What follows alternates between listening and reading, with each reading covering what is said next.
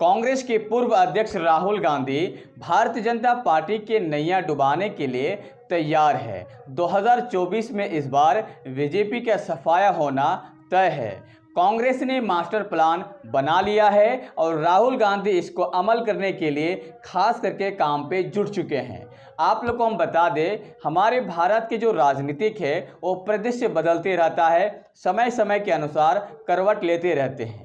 एक ऐसा ज़माना था जब राहुल गांधी की कोई भी पहचान नहीं था, लेकिन आज राहुल गांधी की अच्छा खासा पहचान है।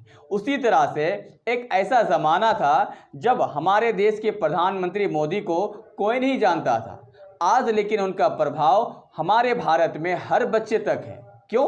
क्योंकि हमारे भारत के राजनीतिक समय समय के अनुसार करवट बदलते रहते हैं। एक और एग्जाम्पल आपको हम दे दें, उसके बाद फिर बात करेंगे। हमारा भारत में सबसे पुराना पार्टी कांग्रेस पार्टी माना जाता है और है भी। कांग्रेस पार्टी की इतना दबदबा था कि कोई भी बोल नहीं पा रहे थे कि आने वाले समय पे किसी और राजनीतिक पार्टी हमारे भारत में राज करेंगे। लेकिन कांग्रेस धीरे धीरे समाप्त हो गया। उसके बाद भारतीय जनता पार्टी आए हैं और भारतीय जनता पार्टी पूरे भारत में हावी हुई है। और यहाँ पे अब ये लग रहा है कि भारतीय जनता पार्टी को हराना नामुमकिन है, जैसा कि कांग्रेस को लगता था कि कांग्रेस को हराना नामुमकिन है।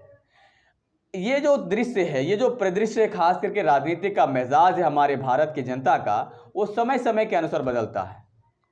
हमारे भारत में कोई भी एक पार्टी जिंदगी भर के लिए नहीं आ सकता और नहीं राज कर सकता। क्यों? क्योंकि हमारे भारत के जो जनता है उसका मिजाज बिल्कुल अलग है। वो अपने अपने हिसाब से अपने अपने चॉइस के आधार पर वोट डालते हैं और समय के अकॉर्डिंग सत्ता को बदल देते हैं।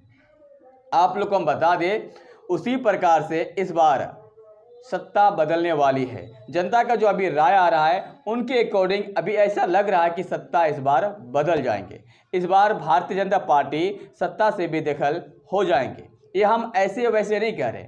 अभी जो सर्वे निकल के सामने आया है उस सर्वे से यही पता चल रहा है कि भारतीय जनता पार्टी को इस बार बहुत ही ज़्यादा नुकसान पहुंचने वाला है इंडिया गठबंधन से। क्योंकि इंडिया गठबंधन जो खास करके है पूरे भारत में है और बहुत ही ज़्यादा मजबूत है और उनके पास जो वोट बैंक है वो लाजवाब है और उसका वोट बैंक कभी भी विपक्ष में नहीं जा सकता है, मतलब भारतीय जनता पार्टी के पास नहीं जा सकता। उनका वोट बैंक टस से मस कभी नहीं हुआ। जबकि मोदी लहर में नहीं हुआ तो अब तो मोदी लहर जो है प्रभाव घट चुका है। अब रही बात कि ऐसा कौन सा प्लान है जिसके तहत राहुल गांधी भारतीय जनता पार्टी के नैया को डुबा देंगे, तो हम आपको बता दें, हमारे देश में जो मिजाज है वो है जमीनी मिजाज। जो नेता जमीनी स्तर पे काम करेंगे उस नेता को ही वोट जाएंगे। जैसे कि राहुल गांधी अभी भारत जोड़ो यात्रा से स्टार्ट किया है, तब से आप देखेंगे वो ज़मीनी स्तर पे काम कर रहे हैं। कभी यहाँ पहुँच जाते हैं तो कभी वहाँ पहुँच जाते हैं, कभी गरीब के, किसान के, कभी किसी के घर पहुँच जाते हैं। तो राहुल गांधी कहीं ना कहीं पहुँच ही जाते हैं और जहाँ भी पहुँचते वो गरीबी एरिया होते हैं।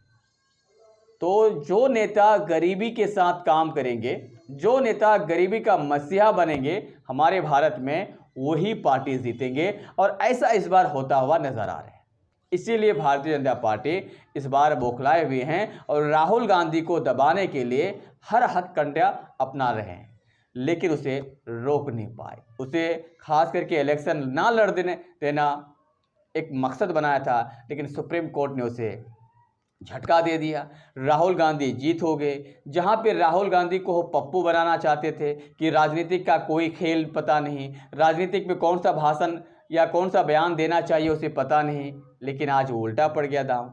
तो जब कोई भी पार्टी का दांव उल्टा पड़ने लगे तो समझ जाइए कि वो पार्टी धीरे धीरे सूर्यास्त हो रहा है।